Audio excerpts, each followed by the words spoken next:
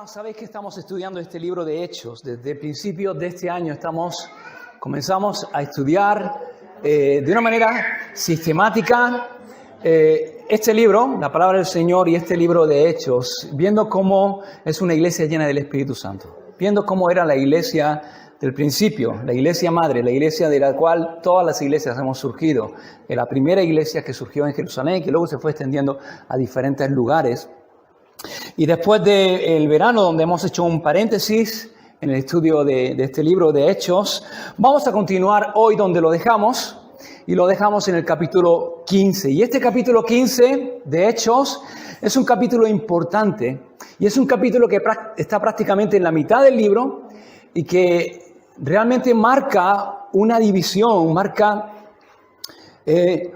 no solamente en la narración de la historia del libro, sino que marca un antes y un después en la historia de la iglesia. Hermanos, sabéis que toda la palabra, toda la escritura es inspirada por Dios. Todo este libro, hermanos, es palabra de Dios y todo es inspirado por Dios. Y útil para enseñar, para corregir, todo eso lo sabemos, hermanos. Pero hay ciertos pasajes en la Biblia, hay ciertos capítulos que son especialmente importantes por el tema que tratan esos capítulos, por la importancia de la enseñanza que contiene. Y este capítulo 15 de Hechos es uno de estos capítulos por los cuales damos gracias a Dios de que estén aquí, porque nos da claridad acerca de un tema que es importante, nos da claridad acerca de cómo el hombre puede ser salvo, cómo podemos ser salvos. Y nos enseña claramente que la salvación es por Cristo, por gracia y a través de la fe en Cristo. La salvación es Cristo y nada más, solo Cristo.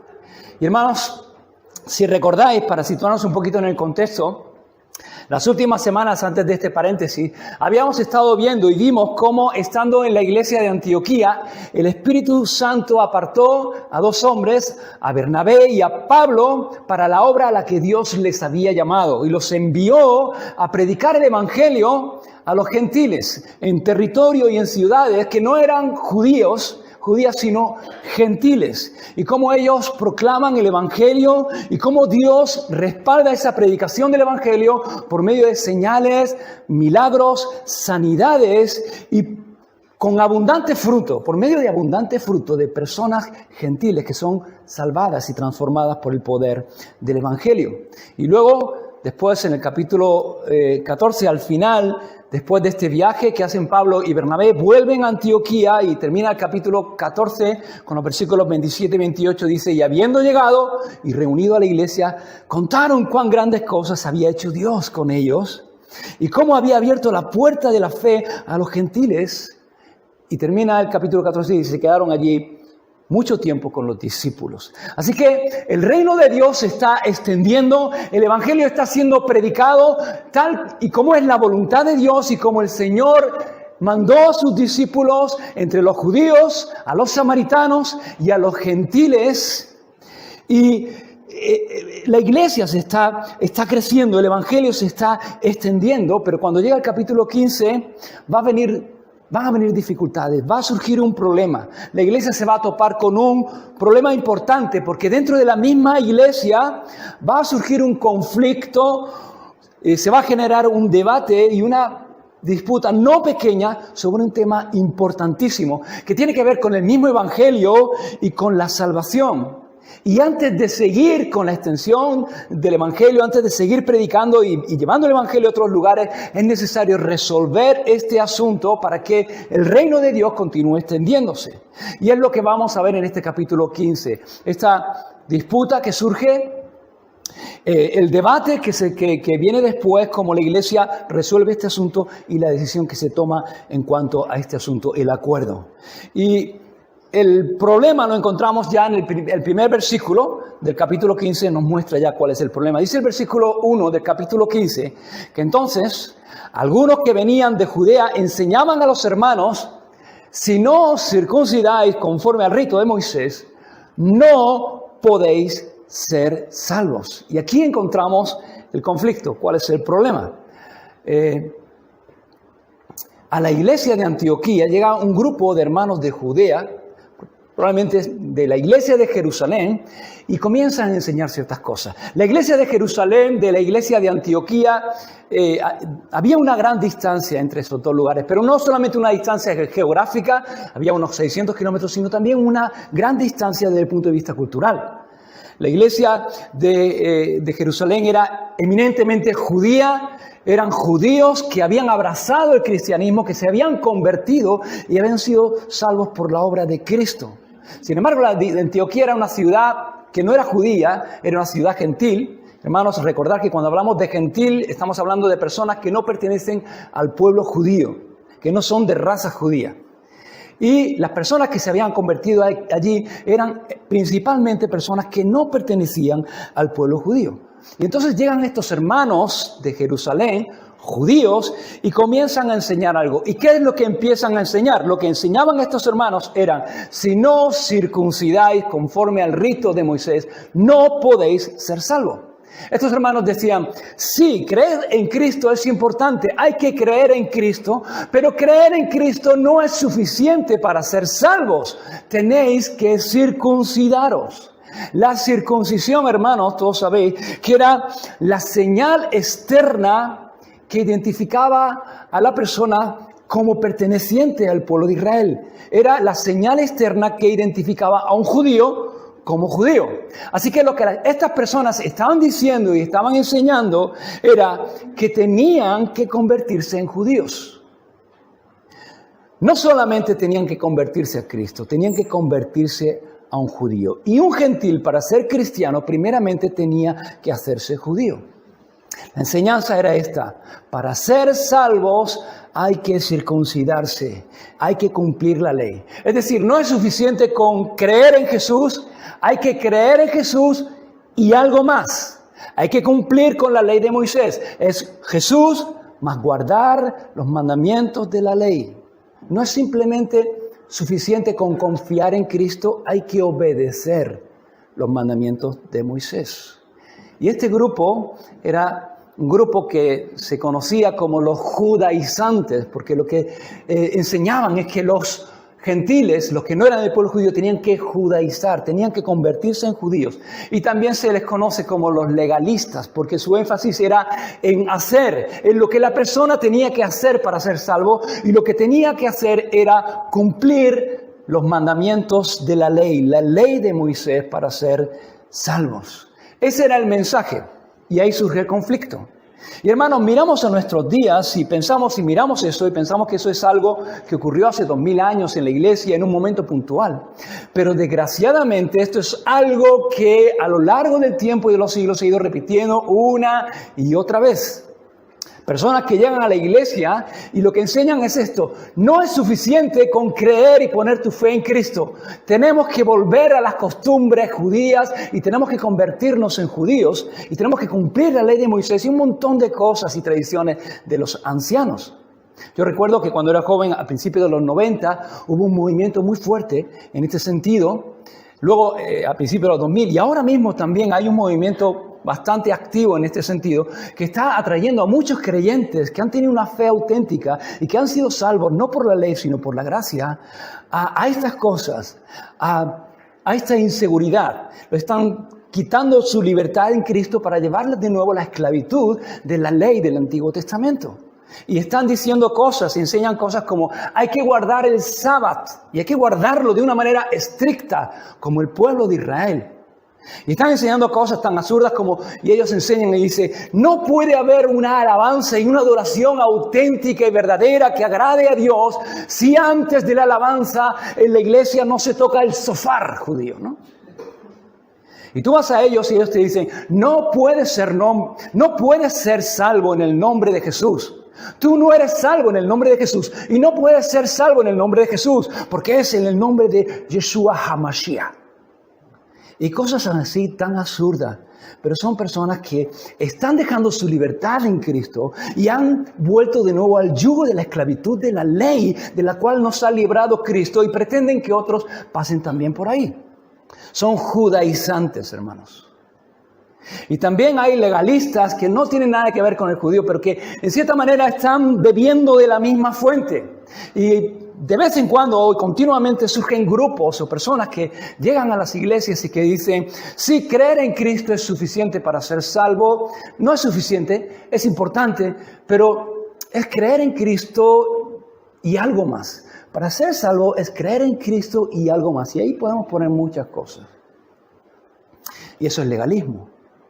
Y ahí encontramos grupos como los testigos de Jehová que ellos dicen, bueno, la obra de Cristo es importante, pero para ser salvo no solamente es la obra de Cristo, tienes que pertenecer a esta organización. Y si no estás dentro de la organización de los testigos de Jehová, no eres salvo. Es Cristo más formar parte de nuestro grupo, de nuestra organización. Si no, no puedes ser salvo. O personas que dicen, es Cristo, pero tienes que guardar el sábado o tienes que bautizarte. Porque la salvación no solamente por gracia y a través de la fe, sino que tenemos que bautizarnos. Y además, no solamente tienes que bautizarte, sino tienes que bautizarte como nosotros decimos. No en el nombre del Padre, del Hijo y del Espíritu Santo, como Jesús nos enseñó a bautizar, sino en el nombre de Jesús. Así que no importa si tú has sido bautizado en una iglesia, en el nombre del Padre, del Hijo y del Espíritu Santo, no. Tienes que bautizarte, como nosotros decimos, porque si no, no hay salvación si no es de esta manera. Y así muchas otras cosas. No puedes ser salvo si no tienes un cierto grado, o si no haces buenas obras, o si no das las ofrendas, o no das diezmo, no puedes ser salvo. No es solamente la fe en Cristo, son cosas que tienes que hacer y que cada grupo pone según su conveniencia, pero que no es bíblico. Eso no es lo que enseña la palabra. La Biblia enseña claramente que la salvación es única y exclusivamente a través de Cristo y de su obra. Las obras no nos salvan. No se trata de Cristo u obras, no se trata de Cristo más obras, se trata de Cristo. ¿Qué obra, hermanos? Se trata de la obra de Cristo en la cruz del Calvario para nuestra salvación. Y se trata de la obra de Cristo en nuestros corazones cuando venimos a Él en arrepentimiento y fe. No es lo que tú o yo podamos hacer, es lo que Cristo ya ha hecho lo que nos salva. No son nuestras obras, no es lo que tú o yo podamos hacer, es lo que Cristo ya ha hecho. Jesús dijo, consumado es. Ya está, ya está. Pagado el precio, ha sido consumado. No se trata de lo que tú y yo podamos hacer. Y claro, podemos preguntarnos, entonces, ¿no tenemos que hacer buenas obras? El cristiano no tiene que conformarse, hacerse a la forma de la ley moral de Dios, de los principios morales que establece la palabra del Señor. ¿No tenemos que hacer buenas obras? Sí, claro que el cristiano hace buenas obras. La palabra del Señor dice que tú y yo somos hechura suya. Creados en Cristo Jesús para buenas obras, las cuales Dios preparó de antemano para que anduviésemos en ella. Claro que sí, pero no hacemos buenas obras para ser salvos, sino que porque somos salvos, nuestra manera de caminar es diferente y andamos en buenas obras por la salvación, por lo que Él ya ha hecho, no por lo que Él pueda hacer o para que Él haga algo en nosotros o nos salve, sino por lo que Él ya ha hecho. El manzano, hermanos, no da manzanas para ser manzano, sino que porque es manzano, da manzanas. El cristiano no hace buenas obras para ser salvo, sino que porque es salvo, su manera de vivir es diferente y camina en buenas obras. Es el fruto de nuestra salvación. No es la causa de nuestra salvación. No es el origen de nuestra salvación. Pero estos hombres están enseñando el origen de nuestra salvación. La causa, la forma en la cual podemos ser salvos, no es solamente a través de la fe en Cristo. Tenemos que hacer algo más. Tenemos que cumplir la ley. Y entonces el versículo 22 dice que Pablo y Bernabé tienen una gran discusión y contienda. Dice una contienda no pequeña, si no es pequeña es grande. Tuvieron una gran discusión, un gran enfrentamiento con estos maestros que estaban enseñando esto. Una discusión grande. ¿Por qué? Porque el tema no es cualquier tema, es un tema fundamental. Lo que se está tratando aquí es cómo un gentil puede llegar a ser salvo. Y es fundamental. Unos decían, Tienes que convertirte en judío primero y luego creer. Pero primero tienes que convertirte en judío y cumplir la ley. Pablo y Bernabé decían, no, es por gracia. Y es a través de la sola fe en Cristo. Y tuvieron una discusión muy grande. Hermanos, hay cosas por las cuales no vale la pena discutir. Hay cosas por las cuales no merece la pena discutir. Cosas incluso que tienen que ver con lo que creemos acerca de la Escritura, que no merece la pena discutir. Hermanos, dentro de la iglesia hay diferentes pensamientos y corrientes teológicas que no tienen que ver con lo fundamental, sino que son doctrinas periféricas y doctrinas que Dios de alguna manera no ha querido dejar completamente claras. Las doctrinas centrales están completamente claras y ahí tenemos que estar todos unidos. Pero hay diferentes doctrinas que no son fundamentales y en las cuales hay diferentes opiniones. Sobre todo muchas veces en el tema escatológico, en el tema de los últimos días. Hay hermanos, dentro de ahí hay hermanos que cuando hablan acerca de los últimos tiempos y de la gran tribulación, ellos dicen la iglesia va a ser raptada, el rapto va a ser antes de la gran tribulación. La iglesia no va a pasar por ese periodo. Otros hermanos dicen, no, la iglesia va a ser raptada y el rapto se va a producir en medio de la gran tribulación. 3 años y medio. Y ahí la iglesia quedan otros 3 años y medio, los peores. Y hay otros que dicen, no, la iglesia va a pasar por la gran tribulación y el rapto va a ser al final de la gran tribulación. Y hermano, son cosas que, bueno, podemos tener diferentes opiniones, pero no discutamos por esas cosas. Hay gente que se discute y de manera acalorada por ese tipo de cosas, hermano. Y eso se va a resolver, ¿tú sabes cómo? En un abrir y en un cerrar de ojos. Todo eso en un abrir y en un cerrar de ojos se va a solucionar. Y cuando Cristo venga en un abrir y cerrar de ojos y nosotros estemos allí en su presencia, ¿tú crees que nosotros vamos a hablar de esos temas? ¿Tú crees que tú y yo vamos a pensar, ves, te lo dije, ves, antes o en medio, o después, ves, te lo había dicho? No, ¿por qué? Porque estamos en la presencia del Señor, porque ya somos salvos, porque tenemos el gozo de estar delante del Señor. Y eso no importa. Lo importante es que somos salvos. Y no importa si el Señor ha venido antes o en medio o después, estamos ya delante del Señor. Y eso no va a haber ningún problema en eso ya una vez que estemos allí. Y lo importante es que somos salvos. Hay cosas en las cuales no merece la pena discutir, pero hay otras cosas que son centrales, que son fundamentales. Y si hay que discutir, se discute. Y este tema, hermanos, era un asunto central y fundamental. Porque tenía que ver con la salvación. Cómo una persona puede ser salvo. Y tenía que ver con si podemos estar en la libertad con la que Cristo nos ha hecho libres, como Pablo dice a Gálatas, o tenemos que estar sujetos a un yugo que no podemos soportar y que no podemos llevar. Se trata de si el gentil, si el que no es judío, tiene que hacerse judío para ser salvo o no. Y unos decían una cosa y otros decían otra. Y entonces dice que como hubo una discusión, se dispuso que subieran a Jerusalén. ¿Por qué? Porque allí estaban los apóstoles y esto era un asunto fundamental y la iglesia tenía que tomar una decisión en conjunto, porque si no esto iba a ser un obstáculo muy grande para que el evangelio y la predicación fuese avanzando. Versículos 3 y 4, y ellos, habiendo sido encaminados por la iglesia, pasaron por Fenicia y Samaria, contando la conversión de los gentiles, y causaban gran gozo a todos los hermanos. Y llegados a Jerusalén, fueron recibidos por la iglesia, y los apóstoles y ancianos refirieron todas estas cosas que Dios había hecho con ellos. Hermanos, la gracia de Dios produce gozo. Se gozaban los hermanos, causaba gran gozo en los hermanos. La gracia produce gozo, la ley no. Ellos iban contando las cosas que Dios había hecho entre los gentiles y que Dios había hecho a través de ellos. Ellos decían, esto es lo que Dios ha hecho. Y los hermanos escuchaban lo que Dios había hecho y se gozaban. Causaba gran gozo en los hermanos. Pero la ley, cuando nosotros hablamos de la ley, no podemos hablar de lo que Dios ha hecho. Tenemos que hablar de lo que nosotros hacemos.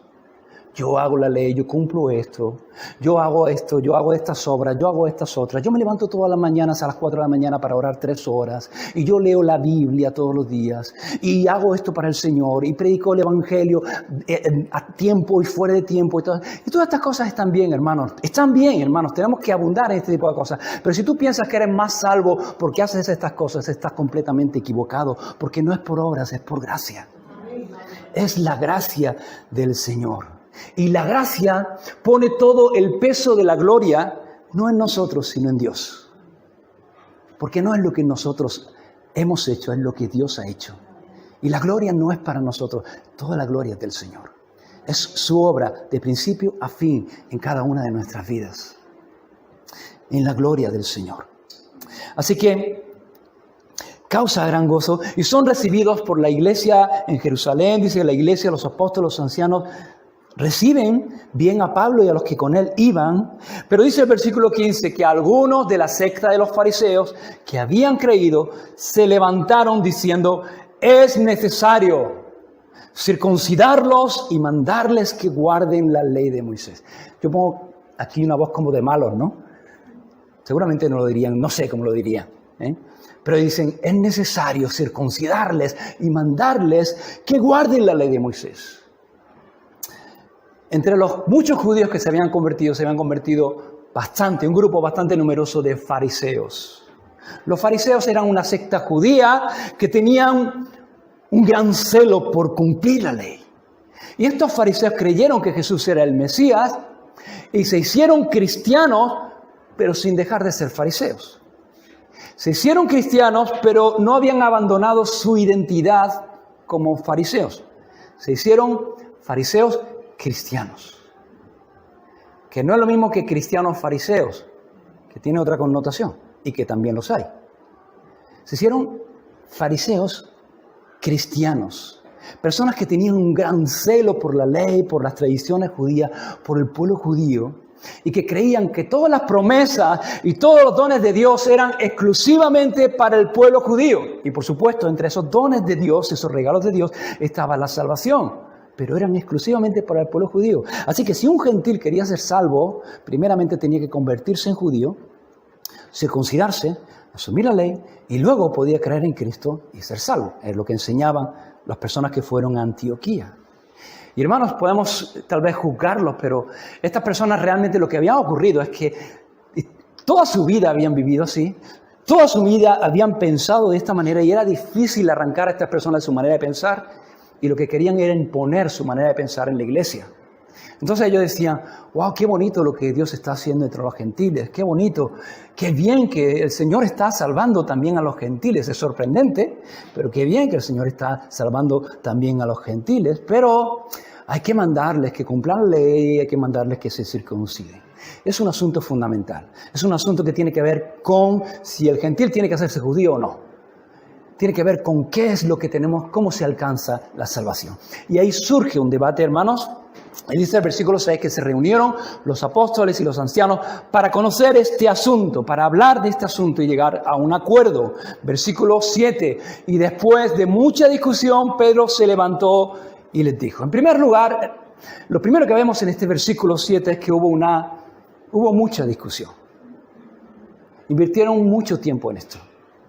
Hubo mucha discusión. Por tanto, si alguien viene a ti y te dice que tenemos que guardar el sábado, que tenemos que hacer una serie de cosas, una serie de ritos, que tenemos que convertirnos en judíos, lo que tienes que decirle es, mira, esto ya se discutió.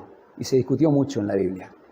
Esto ya se ha discutido. Yo no lo voy a discutir contigo. No vamos a ponernos a discutir este tema porque ya lo discutieron. Y lo discutieron personas mucho más preparadas que tú y que yo, mucho más inteligentes que tú y que yo. Lo discutieron Pablo, los apóstoles, los ancianos de la iglesia. Ahí discutieron este tema. Así que esto es un asunto que ya está discutido y está en la Biblia. Y esa discusión, y vemos en este debate que hay 3 intervenciones que son claves, 4 personas que intervinieron en estas 3 intervenciones, que se levantaron y hablaron. El primero fue Pedro, dice que Pedro se levantó y dijo. El primero de estos 4 líderes de la iglesia reconocidos que se levantaron y dijo fue Pedro. ¿Y qué es lo que dijo Pedro? Lo que hizo Pedro es recordar a los hermanos que estaban allí reunidos para tratar este tema algunas cosas que Dios había hecho con respecto a los gentiles y de las cuales él había formado parte. En primer lugar, Pedro dice, Dios decidió. Lo primero que dice Pedro es que Dios decidió que él predicara el evangelio a los gentiles. Fue Dios. No fue una idea suya, no fue una idea de Pedro, no fue por su propia iniciativa que él de repente dijo, oye, pues sería bueno, tal vez los gentiles decisiéramos un poquito más. No fue algo que partió de él, fue algo que partió de Dios. Fue Dios quien decidió que Pedro predicara a los gentiles. Era algo que no estaba en el corazón de Pedro, estaba en el corazón de Dios. De hecho, Pedro no quería ir, pero Dios tuvo que tratar con él para que él entrara a una casa de un gentil y predicara el evangelio. ¿Recordáis? En Hechos capítulo 10, lo hemos visto en semanas anteriores. No era una idea de Pedro, era una idea de Dios. Dice, varones, hermanos, vosotros sabéis cómo ya hace algún tiempo que Dios escogió que los gentiles oyesen por mi boca la palabra del evangelio y creyesen. Pedro hace énfasis en esto. Dios escogió. Dios escogió que los gentiles oyeran el evangelio. Que el evangelio también fuese predicado a los gentiles. Y Dios escogió que creyesen. En segundo lugar, Dios dio el Espíritu Santo a los gentiles para dar testimonio de que verdaderamente habían nacido de nuevo. Versículo 8. Y Dios, que conoce los corazones, les dio testimonio dándoles el Espíritu Santo lo mismo que a nosotros. Pero dice, mira, yo podría haber sido engañado, pero Dios conoce los corazones. Y a Dios nadie puede engañarle. Dios no puede ser engañado. Y si estas personas no hubieran sido salvas, realmente no hubieran nacido de nuevo, Dios no les hubiera dado el Espíritu Santo. Pero recibieron el Espíritu Santo y no lo recibieron por guardar la ley. Lo recibieron por creer la palabra, por creer el evangelio. Porque el mensaje de Pedro, ¿cuál fue? En Hechos capítulo 10, versículo 3, el mensaje de Pedro fue que todos, y ahí están todos es que no excluye a nadie, a ninguna raza, a ninguna nación, todos los que en Él creyeren, en Cristo, recibirán perdón de pecados en su nombre. No todos los que creyeren y obedecieran la ley de Moisés, sino los que creyeran en el nombre de Jesús. Los que pusieran su fe y su confianza en Cristo. Y ellos creyeron en su nombre y Dios les dio el Espíritu Santo como prueba de que eran salvos, de que habían nacido de nuevo, de que habían sido recibidos por Dios, eran aceptos delante de Dios, no porque estaban circuncidados, no por la circuncisión, no estaban circuncidados, no cumplían la ley, no eran judíos, solamente habían oído el Evangelio y habían creído en Cristo. Y Dios da testimonio y Dios derrama el Espíritu Santo sobre ellos. Y en tercer lugar, Pedro dice, Dios ha borrado la diferencia. Versículo 9. Ninguna diferencia hizo entre nosotros y ellos, purificando por la fe sus corazones. Nosotros hacemos diferencia entre judíos y gentiles, entre animales puros y animales impuros. Pero Dios mostró a Pedro y tuvo que mostrar a Pedro en la azotea de Simón, en Jope, tuvo que mostrarle que a partir de la obra de Cristo en la cruz, Él ha borrado toda diferencia entre el judío y el gentil, entre alimentos puros e impuros. Y Dios le dice a Pedro, no llames tú impuro aquello que yo he santificado. Y Dios ha santificado todas las cosas por la obra de Cristo en la cruz.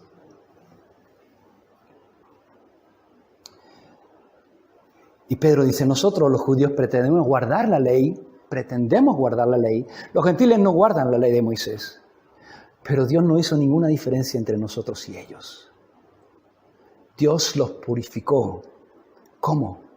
No por guardar la ley, sino por la fe en sus corazones. Ay, no por obras. Versículo 10, continúa Pedro.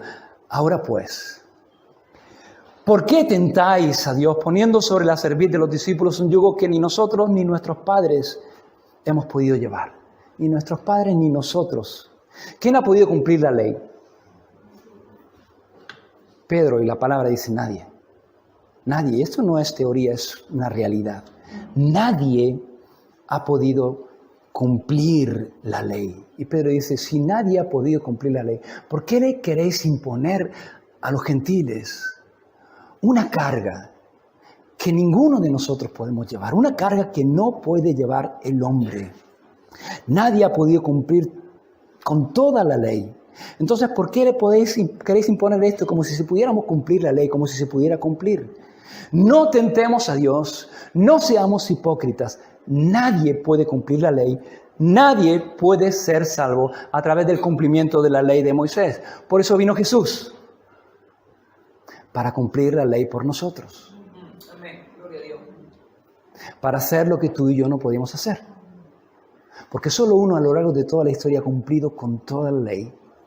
Solo uno a lo largo de toda la historia no ha pecado jamás. Y es Jesús. Y Jesús vino para eso, para cumplir la ley por nosotros. Jesús vino para guardar la ley y para morir en la cruz por nuestros pecados. De tal manera que ahora no solamente nuestros pecados son perdonados, sino que Dios te ve a ti y me ve a mí como si hubiésemos cumplido la ley. Él no solamente murió por nosotros, vivió por nosotros. Él se vistió con nuestro pecado y nos vistió con su justicia. Cuando Jesús estaba en la cruz, el Padre vio nuestro pecado y castigó nuestro pecado. Pero cuando nosotros recibimos a Cristo y estamos en Cristo, cubiertos de Cristo, el Padre nos ve y nos ve como si hubiéramos vivido la vida de Jesús, como si hubiéramos cumplido toda la ley. Porque Jesús cumplió la ley por cada uno de nosotros. Y Pablo dice, nadie puede cumplir la ley, ninguno podemos ser salvos a través del cumplimiento de la ley, versículo 11. Antes creemos que por la gracia del Señor Jesús seremos salvos igual que ellos. Y es interesante, hermanos, esta frase. Es interesante la forma en que lo pone Pedro. Porque Pedro no dice, ellos serán salvos igual que nosotros. Sino que dice, nosotros seremos salvos igual que ellos. Nosotros los judíos vamos a ser salvos igual que ellos. ¿Cómo? ¿Por ser judíos? ¿Por la circuncisión? ¿Por guardar la ley? No, por la gracia de Dios. Creemos que por la gracia del Señor Jesús seremos salvos de igual modo que ellos. La salvación es por gracia, sola gracia, a través de la fe. Como dice Efesios 2:8, por gracia sois salvos por medio de la fe. Y esto no es de vosotros, es un don de Dios, no por obras, para que nadie se gloríe. Ninguno de nosotros vamos a poder gloriarnos de nuestra salvación. Cuando lleguemos al cielo, ninguno vamos a poder decir, bueno, ¿y tú cómo has sido salvo? Pues hombre, que yo hice, bueno, tú no sabes lo que yo hice. Yo hice piruetas, yo hice saltos mortales con tirabuzones invertidos. Yo no sé lo que yo hice para ser salvo. Ninguno. Porque todos vamos a ser salvos por la misma manera, por la obra consumada de Cristo en la cruz. Por gracia, a través de la fe, hermanos. Y Pedro fue rotundo. De tal manera que dice que todo el jaleo que había, una cosa, todo el mundo, dice, toda la multitud cayó. Se hizo un silencio. Y entonces oyeron a Bernabé y Pablo. Y estas son la segunda intervención, los dos siguientes hermanos que intervienen. Dice, oyeron a Bernabé y Pablo que contaban cuán grandes señales y maravillas había hecho Dios por medio de ellos entre los gentiles.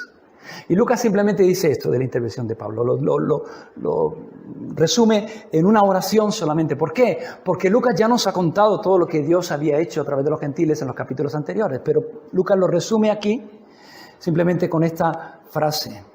Y parece que su testimonio no es importante porque es un versículo nada más, pero el testimonio de Bernabé y Pablo era muy importante para la iglesia de Jerusalén, porque Pablo y Bernabé eran hermanos muy estimados en la iglesia de Jerusalén. Pablo y Bernabé Bernabé y Pablo no eran cualquier cosa. Pablo mismo era fariseo, había sido fariseo y había aprendido a los pies del fariseo, de uno de los fariseos más importantes, no solamente de ese tiempo, sino de la historia de Israel, a los pies de Gamaliel. Y Bernabé era levita y probablemente era un sacerdote, era de familia sacerdotal, o sea, eran judíos de pedigrí, no eran cualquier judío, eran de pedigrí. Y el testimonio de Pablo y Bernabé fue importante porque eran personas que tenían una gran estima en la iglesia de Jerusalén. Y lo que ellos hablaron, el énfasis del discurso de Pablo y Bernabé, estaba en las señales y en las maravillas que Dios había hecho por medio de ellos entre los gentiles. Ellos habían predicado la gracia, no la ley. ¿Cuál era la predicación de Pablo y Bernabé? ¿Cuál era la predicación de ellos? Lo vemos en Hechos capítulo 13, versículos 38 y 39. Hechos capítulo 13, 38 y 39. Los voy a leer porque es interesante para que sepamos cuál era la predicación de estos hombres, de Pablo y Bernabé. La predicación era, en primer lugar, lo vimos en el discurso de Pablo en Antioquía, de Pisidia. En primer lugar, Jesús es el Mesías prometido. Aquello que Dios prometió a David, de que de su descendencia iba a nacer un rey cuyo reino no tendría fin y que iba a ser salvación para su pueblo. El cumplimiento de eso es Jesús. Jesús es el Mesías. Y el mensaje, el resumen es este, versículo 38. Sabed pues esto, varones hermanos, que por medio de Él, ¿de quién? De Cristo, de Jesús, se os anuncia perdón de pecados. Y que de todo aquello que por la ley de Moisés no pudisteis ser justificados, porque nadie puede ser justificado por la ley, en Él es justificado todo aquel que cree, que pone su fe en Él.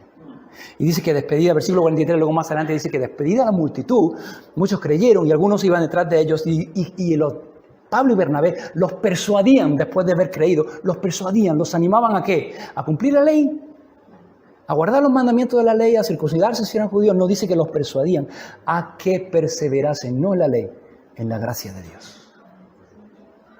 A que perseverasen en la gracia de Dios. Ellos habían llamado a los hombres a poner su fe y su confianza en Cristo para su salvación, no a circuncidarse, no a cumplir la ley. Y el resultado fue que Dios había aprobado ese mensaje por medio de milagros, sanidades, por medio de vidas cambiadas y transformadas, por medio de hombres y mujeres llenos del Espíritu Santo. No por sus obras, sino por su fe en Cristo. Y la tercera persona que se levanta, la cuarta persona, pero la tercera intervención es Jacobo. Versículo 13.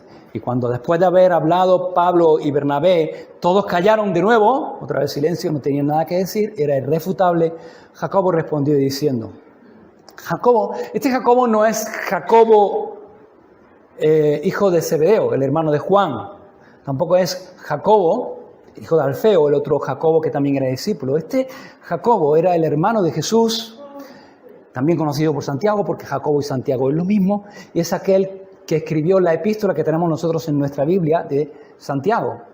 Y este era una persona muy reconocida en la iglesia de Jerusalén. Algunos piensan que era el pastor principal o el anciano principal de la iglesia de Jerusalén, y era un judío también celoso por las tradiciones judías. Y este hombre se levanta y dice, varones hermanos, oídme. Simón ha contado cómo Dios visitó por primera vez a los gentiles para tomar de ellos pueblo para su nombre. Los gentiles son pueblo. Hasta ese momento el pueblo de Dios eran los judíos, hasta el momento de la obra de Cristo y la predicación del Evangelio a los gentiles. Pero Dios visitó a los gentiles y también, ¿para qué? Para tomar pueblo para su nombre. Nosotros no somos judíos y no tenemos que ser judíos porque delante de Dios no somos aceptos por ser judíos. Somos aceptos en el amado, en su Hijo. Y ningún judío tampoco es acepto delante de Dios por ser judío, sino son aceptos delante de Dios en el amado, en Cristo, en Jesús. Y lo vemos en Apocalipsis 7, si queréis lo podéis leer, cuando allí hay una multitud enorme de personas que están adorando al Señor y que dice que son de toda tribu, de toda lengua y de toda nación. Versículo 15. Y con esto concuerdan las palabras de los profetas como está escrito. Hermanos, esto es importante. Porque si esto fuera la opinión de Pedro, la opinión de Pablo, de Bernabé, de Santiago, estaríamos cuando menos en un terreno un poco peligroso. ¿Por qué? Porque no dejan de ser hombres y como hombres se equivocaban, como tú y como yo. Y lo vemos en la Escritura, que se equivocaban algunas veces. Pero Santiago lo que hace es referirnos a la palabra de Dios. ¿Por qué? Porque la palabra de Dios nunca se equivoca. La palabra de Dios no se equivoca. La palabra de Dios es inerrante, no tiene error, no se equivoca. Dios no se equivoca. Si es la palabra de Dios, si es Dios el que habla, ¿se equivoca Dios? ¿Se podrá equivocar Dios? No. Dios no se equivoca, la palabra de Dios no está equivocada. Si tú no estás de acuerdo con la palabra de Dios, adivina quién está mal. Tú, porque Dios no se equivoca. Dios sabe todo. Y entonces lo que hace es referirnos a la palabra de Dios.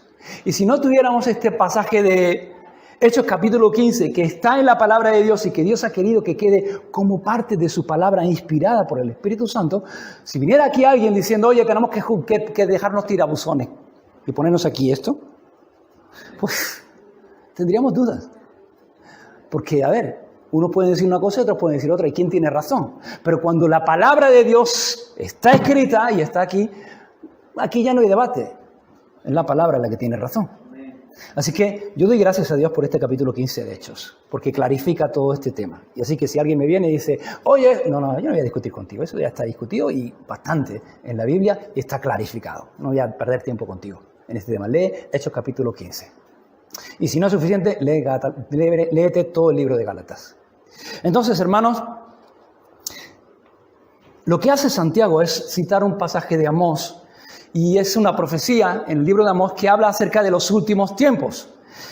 Versículos 16 y 18 dice, después de esto volveré, está hablando el Señor. Y si va a volver es porque se ha ido. Está hablando de la venida del Señor, ¿no? Dice, volveré y reedificaré el tabernáculo de David que está caído y repararé sus ruinas y lo volveré a levantar. El tabernáculo de David no es el templo. El tabernáculo de David o la casa de David es el reino de David. Y está hablando acerca de esto que hablamos, ¿no? La promesa que Dios hizo a David, que él le iba a levantar casa y que de su descendencia Dios iba a levantar a uno que iba a restaurar el reino y cuyo reino no tendría fin.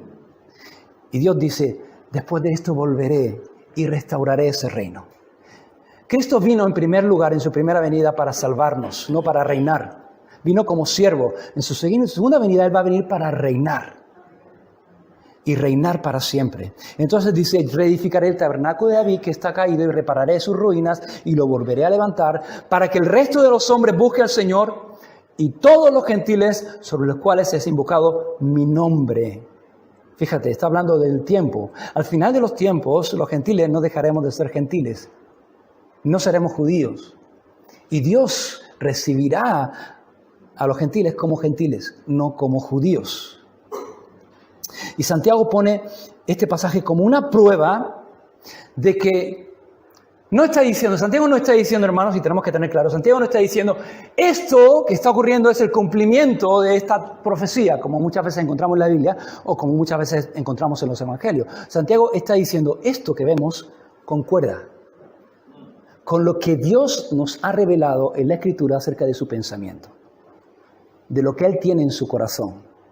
Y lo que Él tiene en su corazón es salvar a los gentiles, no solamente a los judíos. ¿Me explico? Es lo que está haciendo. Dice el versículo 8, dice el Señor que hace conocer todo esto desde tiempos antiguos. Así que estas tres intervenciones, la primera intervención de Pedro mira hacia el pasado, lo que Dios había hecho con los gentiles y había usado. Pablo y Bernabé hablan acerca del presente, lo que Dios estaba haciendo. Santiago mira al futuro, lo que Dios va a hacer, y toma ese futuro como algo que revela lo que hay en el corazón de Dios y que Dios ha mostrado en la Escritura desde siempre acerca de los gentiles y de la salvación de los gentiles. Y entonces llega el acuerdo, llega la decisión.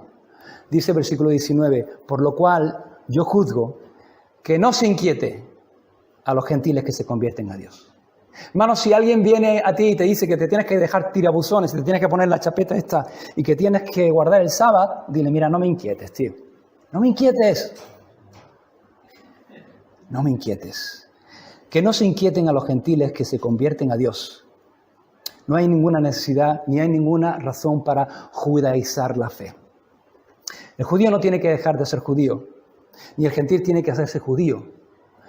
Sino que Dios tiene un plan y es hacer de ambos pueblos un solo pueblo, la cual es la iglesia del Señor.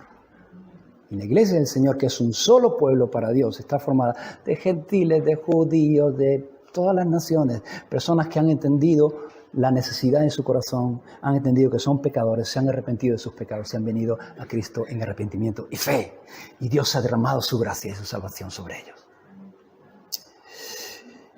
No se inquieten a los gentiles que se convierten a Dios, sino que se les escriba que se aparten de las contaminaciones de los ídolos, de fornicación, de ahogado y de sangre, porque Moisés desde tiempos antiguos tiene en cada ciudad quien le predique en las sinagogas, donde es leído cada día de reposo. Versículo 22. Entonces pareció bien a los apóstoles y a los ancianos, con toda la iglesia, elegir entre ellos varones y enviarlos a Antioquía con Pablo y Bernabé, y Judas, que tenía por sobrenombre Barsabás, y a Silas, varones principales entre los hermanos. Hermanos, esto es maravilloso, toda la iglesia está de acuerdo. O sea, no hay, hasta los fariseos estaban de acuerdo. O sea, Dios había iluminado y es verdad, ¿qué estamos diciendo? Todos están de acuerdo, ¿no? Y entonces dice, no solamente vamos a llegar al acuerdo, sino que lo vamos a poner por escrito. Y lo vamos a enviar a las iglesias por medio de hermanos de reputación reconocida en la iglesia. Y ellos llegan y han llegado a dos tipos de decisiones. Han llegado en primer lugar a una decisión doctrinal. La decisión doctrinal es que para ser salvo no hay que convertirse en judío, hay que creer solamente en Cristo. La salvación no es por obras, no es por la ley, es por gracia. Esa es la decisión doctrinal. Pero también hay otra decisión de carácter práctico, que es la que van a escribir y van a mandar a los hermanos. Y es la que le mandan una carta y esa carta la recogen en los versículos 23 al 28. Escriben y dicen, lo que escriben en la carta es esta: los apóstoles y los ancianos y los hermanos, a los hermanos entre los gentiles que están en Antioquía, en Siria y en Cilicia, salud. Por cuanto hemos oído que algunos han salido de nosotros, a los cuales no dimos orden. Esto es importante. No habían sido enviados por la iglesia con este mensaje. Ellos, de su propia opinión, dijeron, nosotros creemos esto, vamos a predicar esto. Pero no fueron enviados por la iglesia. Algunos que han salido de nosotros, a los cuales nos dimos orden, os han inquietado con palabras, perturbando vuestras almas, mandando circuncidaros y guardar la ley. Nos ha parecido bien, habiendo llegado a un acuerdo, elegir varones y enviarlos a vosotros con nuestros amados Bernabé y Pablo, hombres que han expuesto su vida por el nombre de nuestro Señor Jesucristo. Así que enviamos a Judas y a Silas, los cuales también de palabra os harán saber lo mismo, porque ha parecido bien al Espíritu Santo. Hermanos, esto es importante, porque esta no es una idea de Pedro, ni de Pablo, ni de Bernabé, ni de Santiago. Esto ha parecido bien al Espíritu Santo. Es Dios mismo el que está estableciendo esto. Al Espíritu Santo y a nosotros no imponeros ninguna carga más que estas cosas necesarias. Pablo dice, no imponeros ninguna carga. El Evangelio no es una carga. El cristianismo no es una carga. Algunos piensan, y el cristiano, eso cristiano, qué difícil, eso es una carga. No, el cristianismo no es una carga. Jesús dijo, si alguno está cargado, venga a mí y yo le haré descansar. El cristianismo es un descanso, no una carga. El verdadero cristianismo no es una carga sobre nuestros hombros que no podemos llevar, es Dios quita esa carga y Dios nos da descanso. Jesús dijo, llevad mi yugo, porque es ligero. Entonces dice, no imponeros ninguna carga más que estas cosas necesarias. ¿Necesarias para qué? ¿Para la salvación? Para la convivencia.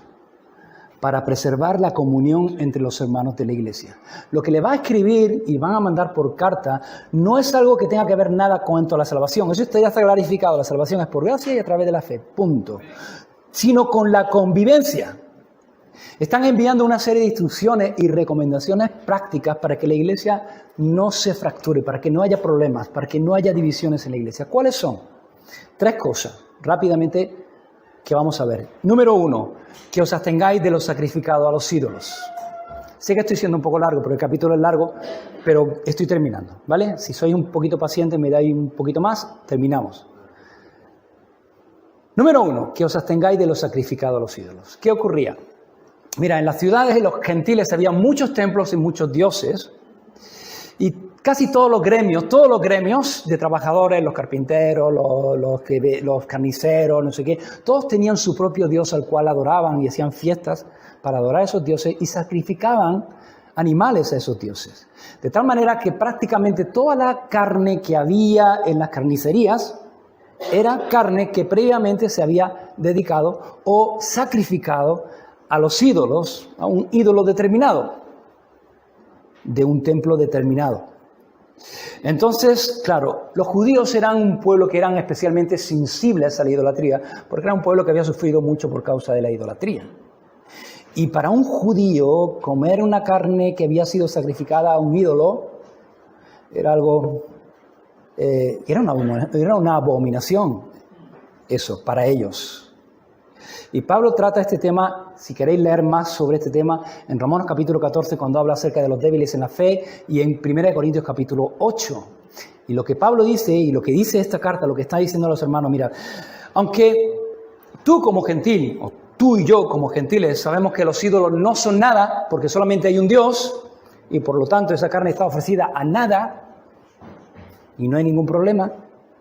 Aunque para ti no hay ningún problema, para preservar la unidad, para preservar la convivencia, absteneos, no comáis.